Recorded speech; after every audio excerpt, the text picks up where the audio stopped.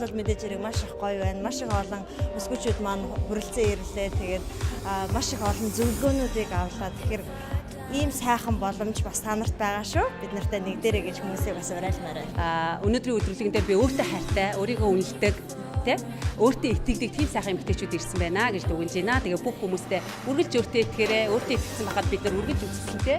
Одоо эмэгтэйчүүдэд одоо зөв мэдээллүүдийг өгсөн, өөрийгөө хүндлэх, өөртөө итгэхийн мэдээллүүдийг одоо тэр боломж байдаг гэдгийг харуулж чадсан, жишээ болгож харуулсан юм гоё арга хэмжээнүүдтэй байлаа.